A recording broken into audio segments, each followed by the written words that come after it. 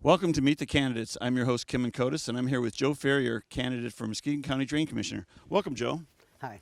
Well, Joe, tell us a little bit about your background and your professional background in flood control, and also why you're running for Drain Commissioner. Well, I'm very passionate about running for Drain Commissioner, as most people know. Um, well, I started out many years ago with this property in Muskegon River, and that's why I asked for this setting. And in this, owning this property, we get flooded almost every year, and especially 30 years ago in the major flood. You know? So I've had to originally for many years deal with, and I was already in the business of excavating and construction business, and so but learning and understanding of the flood waters, I started doing more basements, wet basements, drain tiles, and then it progressed from there. I started learning more, and when I volunteered, not only in the big flood where I had to uh, help people and animals rescue and such. You know, I've done for years afterwards, Muskegon River, Grand River. I've been called out on other areas for flood problems to help, you know, and I've volunteered. And so learning more about the flood and helping control most of the people along the river that needed some help protecting their property, I was the go-to guy. Okay. Um, So tell me a little bit about the Drain Commissioner's role in the community in terms of what they're responsible for, and do they have the resources and the staff to address the various problems that come? Because frankly, I don't know enough about how the drains exist here. So could you give us a little background on the drains here in Yes, Muskegon County? I'll try to. I say, and that's a very long question, and a lot of answers to look back. Well, okay, the drain commissioner, and to understand, a lot of people are not sure what the drain commissioner does, and they sometimes think it's the drains in the city in front of their house and such. Well, what it is that Muskegon River, this beautiful setting, was our golden era. Many years ago, logs floated down through the Muskegon River. Anybody that's been on a river knows that near the mouth of it, and throughout you have streams off, and so Muskegon was basically built on mostly a swamp, and so we have over 200 miles of drains, and these, let's say when you're out in the woods and you're walking through the woods, you see a little ditch, that's part of the drain system, and they have to be maintained in order to, so we don't have major problems. We need proper flow throughout, and that keeps our homes, our businesses, basements, uh, you know, helps keep them dry. And you know, there's more to it, and that's one of the things that I was answering about is that there's a lot of areas that need more maintenance. Okay, if you maintain them, you're going to have less major problems. That's very important. Let's back up per se. I mean, what are some of the ways in which drains get clogged? I mean, I wouldn't quite know how to see it. Oh, from growth, number one. There's many different things, and sometimes it could be another thing we have to look for is not just the maintain that. We have to maintain to make sure that there's no situations where chemicals might be going into the drain, some pesticides or anything might be going to the ditches and so on. I mean, there could be many varieties of things. If you were going down through a drain and you see a dead animal, a deer, let's say, and it's rotting in there, you'd want to get that animal out of that drain before we have a real flood and every little thing rolls down into there. Granted, we have enough bacteria as there is. That's a very minor thing, but they don't have enough people right now to be able to actually go out and look at all the drains. And that's one of the reasons I thought if we could use a satellite system during a heavy torrential rain, we would be able to see how it's flowing a little better and maybe hit some major points. You know, part of the drain commissioner's job is to keep track of all the flow. And if there's some areas that are not flowing well, they have the right to petition to straighten, modify, or, you know, so it has better outflow on these rivers and streams. So getting back to resources, does the county have an adequate staff, or do they have the equipment, or do they end up hiring out other contractors to address the problems? That's exactly where we're at, is that I believe that most everything is hired out, contracted out. And if it was all local contractors, well, I wouldn't have such a problem with it. But a lot of them are not. And I think I don't know if they just don't have the confidence in some of it, but we have good talent right here in town, you know. But in addition to that, I think that you still have a responsibility to the community to keep your budget in check. Now, the drain commissioner should be knowledgeable about excavating as well as knowing how to work with and bring together and professional other Resources. resources work, but you also need to have the professional knowledge to be able to work with different municipalities, the DOT, DEQ, work with federal government sometimes, getting some funding, grant funding, and these other types of things. So it's not just knowing on excavating, but knowing excavation and understanding it, especially when you should have some crews out there. And I know they used to use trustees to help out. I used to see them all the time. And if they spent more time maintain, we would have less major problems occurring. So preventative maintenance becomes an important part of the job.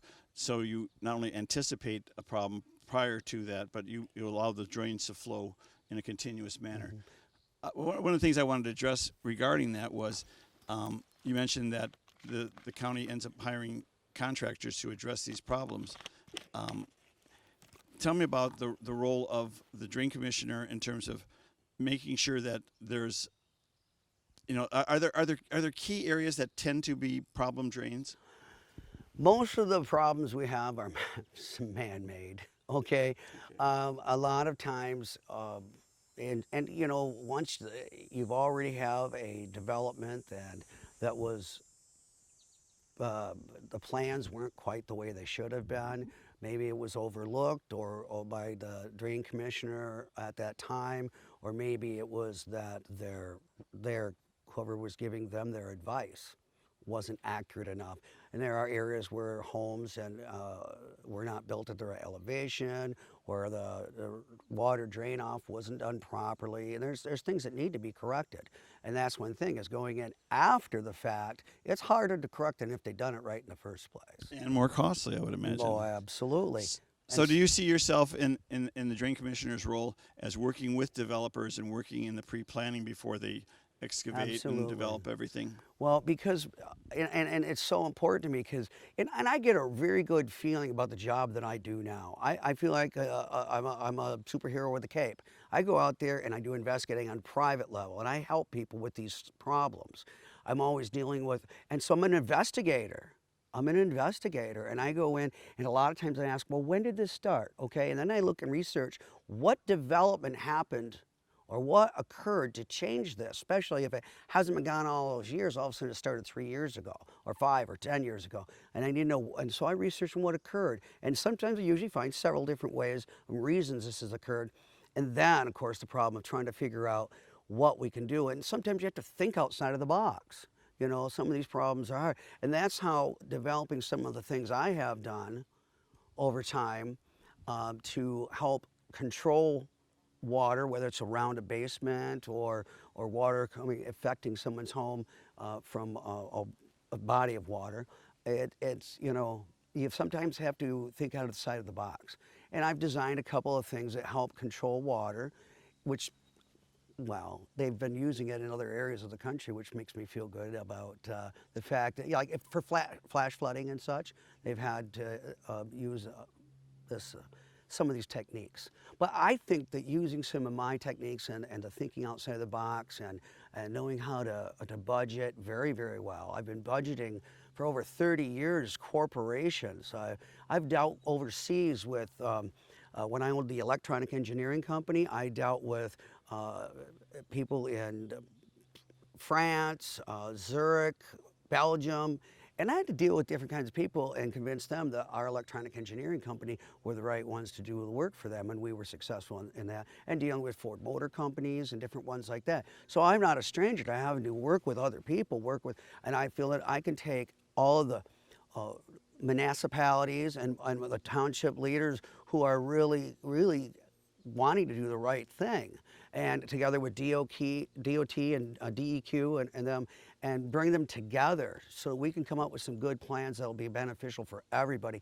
And hopefully, while doing this, we can come up with some changes with regard to being able to still continue to rescue our environment while still coming up with some procedures that might make industry more likely to want to do business here.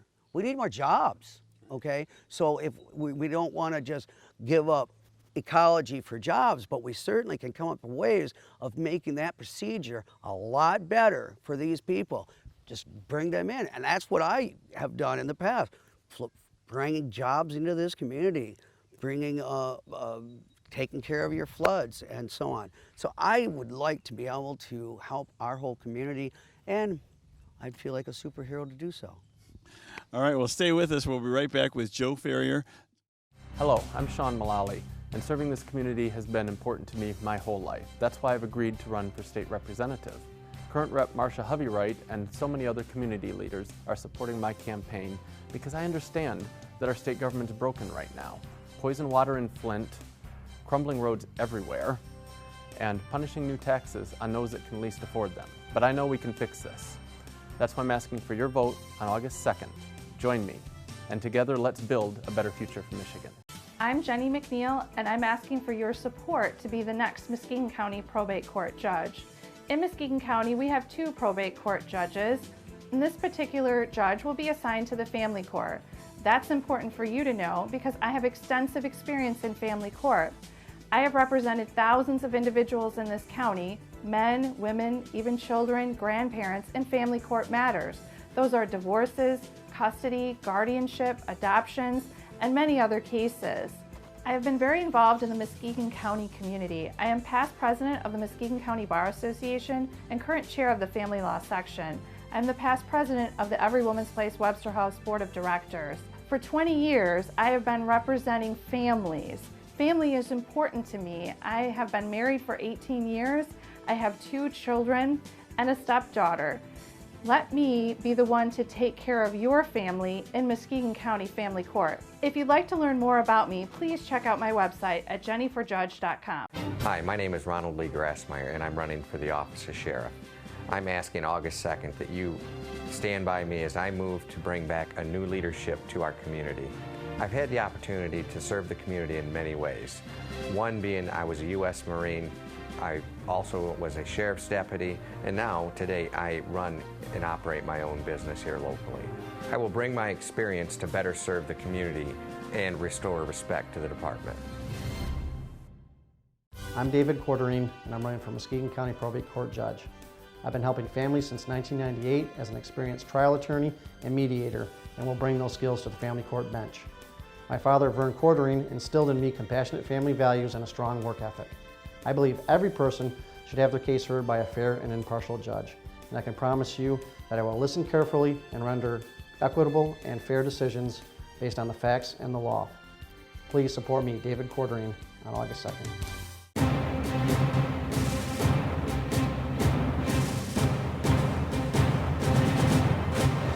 Welcome back to Meet the Candidates. I'm your host, Kim Kotis, and I'm here with Joe Ferrier, candidate for Muskegon County Drain Commissioner.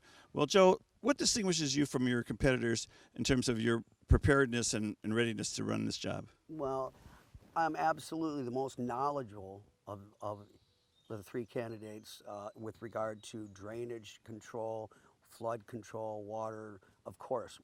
One of them absolutely has zero knowledge of what the drain commissioner's job is and has no experience working with municipalities and so on. So, but what sets me apart is that I'm more of a hands-on person, and I like doing that because, and just like in my water, flood control, and black mold removal companies, no matter, even though I have crews that help do that work, I'm always right there, right in their business, making sure that it's done and done the way I want it done. We want this to work throughout our community as far as the maintaining the drains, and of course correcting some things that were done under previous drain commissioners' eyes years ago.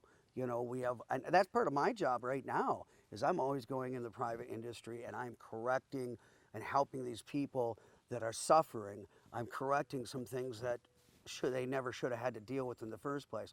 So I'm very, very much more knowledgeable and experienced at taking care of these issues. And when you're, just like an auto mechanic, if he fixes a car all the time, he's going to know what things kind of break more commonly. And he could probably tell them a thing or two about making it in a manner that it wouldn't break. So knowing about how the system works is really important. Now campaigning, well, as you know, I'm a very hard worker. I put every single one of those signs out there myself. And I think that I do that to show how dedicated I am. So, Well, that's I'm really dedicated. important. And let's talk a little bit about how the relationship between the drain commissioner and the community is important in terms of educating them and giving them a sense of what they're paying for, because I think the public has no idea how much they end up paying the costs for mistakes that were made in terms of the design or the implementation of. I was trying to cut you off. Interesting. The other day, I was speaking with a guy, and he told me that he had paid for his drain in the front of his house to get cleaned, and had been waiting all summer and hadn't been cleaned. He did not understand the payment he made was not to clean that drain.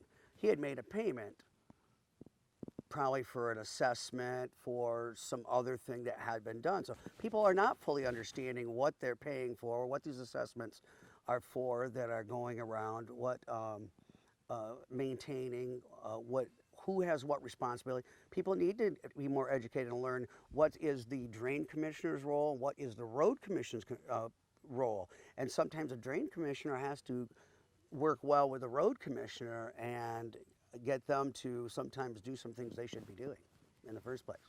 So. Well, that makes a lot of sense. And I think that the uncertainty from the public in terms of what are we paying for, is it going to give me the response I need to my particular situation?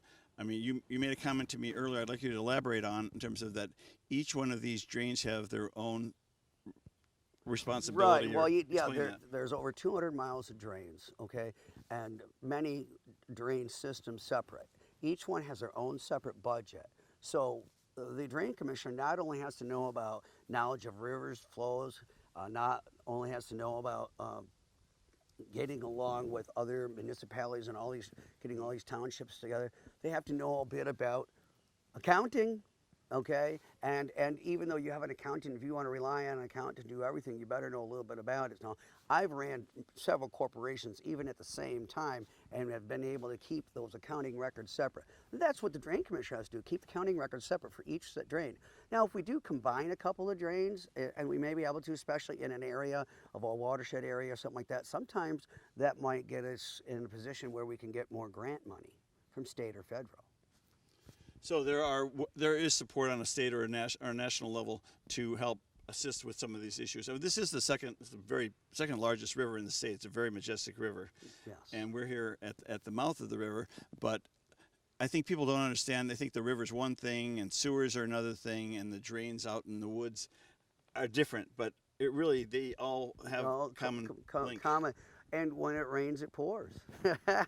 So if we're not looking at all the variables, so you need a lot of eyes on it. You gotta look at all the variables, and it is a lot of these drains that are in the woods, they will lead to a river or a stream. That's the way they were designed, to run the water off the properties so we could have areas that we could build a community here. So all these drains do lead to a river or a stream and such. But it's the drains and the ditches and all that have to go somewhere. So since we're blessed with such a wonderful resource as fresh water, it's important that we maintain the health of the streams and the flow of them so that they don't create more damage. Well, exactly, and that's why I've been frustrated with sometimes when they have septics too close to the Muskegon River or any river or stream or body of water. And you know, years ago they made that problem. They didn't know any better many years ago. As nowadays we're very secure about making sure that it doesn't happen anymore. Although sometimes if a river floods, right here on my property, when that water goes back down, there is some stench. There's some stuff floating down that river. And it's not from stuff in the river. It's when the water floods over and I've got all the stuff that comes from people's homes, from different things. Oh, we get it. You would name it, we get it floating up here. And we have to do a full cleanup. Oh yes. And so the water, flood water, does bring all kinds of things into there. So let's say you're at a farm and you have pesticides, heavy rain. That pesticide's going somewhere. Okay. You have the mall. That's a very pretty little fountain out there. that fountain is a drain, or it's actually a detention pond or retention pond, because all the water from the rains and all the oil and gas on that parking lot, we don't want flowing into the ground system. Absolutely. We want it to retained into an area where it can be disposed of or cleaned or that.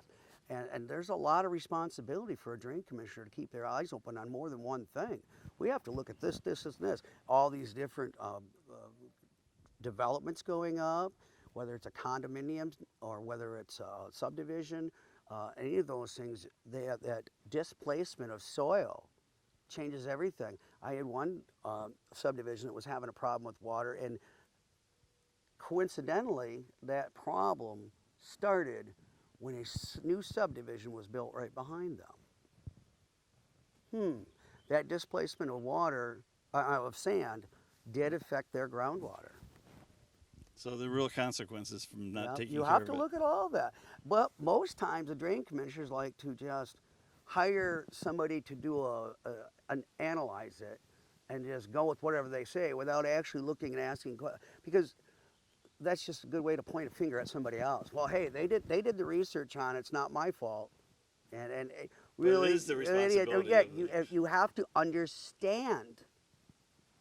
You have to understand this. So when you're looking at those reports, you have to understand this so you can make your decision to help the community. Well, I appreciate that. And we'll be right back with Joe Ferrier, who's a candidate for Muskegon County Drain Commissioner. Hi, I'm attorney Joe Bush, and I'm a candidate for Muskegon County Probate Court Judge. I've lived in Muskegon County my whole life, and I've practiced here for over 19 years. I specialize in family law and probate.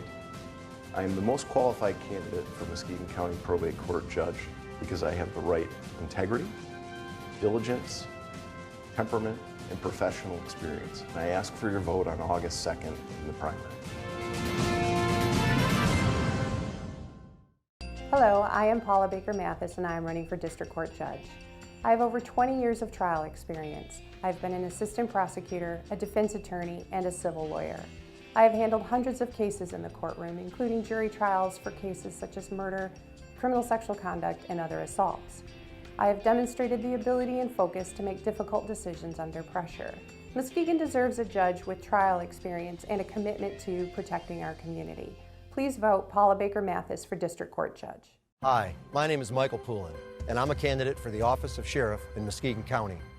This office has been a career goal of mine, and I've directed my professional law enforcement career towards it. My qualifications are based on my education, my professional development, and over 28 years of law enforcement experience here in Muskegon County. During my career at the Sheriff's Office, I was promoted through the ranks, ultimately serving as captain. Having the opportunity to lead every division from jail administrator, traffic services supervisor, training coordinator, SWAT commander, and detective bureau supervisor. As your sheriff, I will be fiscally responsible and put an end to wasteful spending. I will ensure that your safety and the safety of the public safety community are my #1 priority. Through professional development and community support, I will bring integrity and accountability back to the office of sheriff. Thank you for your time. I would appreciate your consideration on August 2nd to serve as your next Muskegon County Sheriff. Hi, I'm Terry Sabo. I'm currently the chairman of the Muskegon County Board of Commissioners and also a 25-year veteran of the City of Muskegon Heights Police and Fire Departments. Prior to that, I was on the Muskegon County Road Commission for 2 years and a veteran of the United States Air Force. I've spent a career on bringing people together to solve problems, and I intend to take that attitude to Lansing with me when I'm elected as your next state representative. So on August 2nd, I hope to earn your vote as the next state representative for the 92nd District.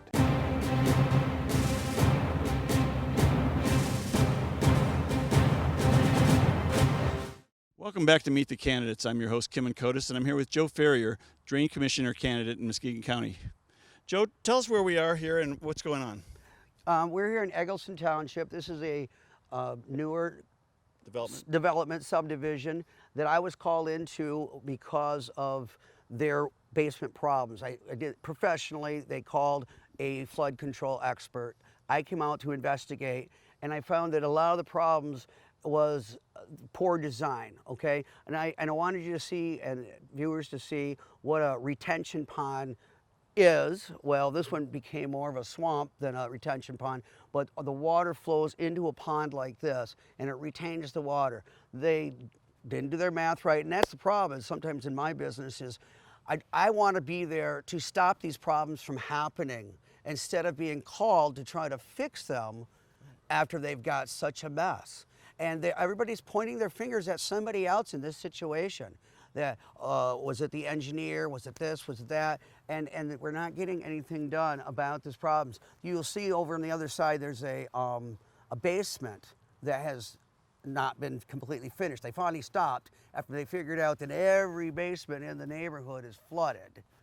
And you Well, and know, the costs of the residents here must be preposterous. exactly. We have one guy that has several wells in his basement flooded out, and it looks like a no. There's a hose in his backyard the size of the fireman's hose. Just yeah, he's got a fountain out there and everything. And that's the thing is that these guys have huge electric bills, and they're still just barely keeping the water at bay in the springtime. And then they're told, well, you cannot pump your water into the retention pond because you're making the problem even worse. Well, we're looking to some other things that we can do to help these people. Although I would like the opportunity to make sure that this doesn't happen again. That we look, or just because you get information from an engineer, you have to look and make a decision. That's what the drain commissioner is paid to do, is make a good decision. And of course, drain commissioners usually, hey, I didn't sign off on that, and it was the engineer's fault, I relied on that. But you need to look and do your own research. And these poor people bought these homes in good faith. Every single one of them, how are they going to sell them on the flooded basement? Well, at a huge discount. Well, and that's really important because the consequences of poor planning can be really a major hardship. And I think it's important for people to know that you have not only a hands-on expertise and experience, Yes. but you're trying to make sure that the drain commissioner's office is proactive, has a good handle of the situation, I care rather about than these just people. as response to complaints. I care about these people and what they're going through. I want to prevent this. It's so hard after the fact to come up with solutions after they've already built the subdivision. This shouldn't happen, not in today's age. We have enough information not to allow that. This happened over 10 years ago. You know, we don't point fingers or show anything, although we know that there are still areas of development, not just subdivisions. We have developments of bits and other things that are coming our way, and we don't want the displacement of them to affect their neighbors. I've found sometimes in my research and helping people that when I go into a subdivision that has not had water, but now they do, only for the last 7 years, I have to investigate and find out what happened 7 or 8 years ago. And sometimes I might find out that there was a development very close by that displaced soil or something like that. And these are the things. And I looked at this one, I tried to find out what is the problems and why the water table rose. They didn't plan on the water table being this high. Well, let's make a little pitch here to tell people why they should vote for Joe Ferrier for drain commissioner. Vote for Joe Ferrier because I'm honest, dedicated, and I'll take good care of the people. Really. I believe in this county. I want to bring strength back to our community. Well, thank you very much, Joe, and I appreciate it. And it's up to you to get out there and vote and be informed about who you're voting for.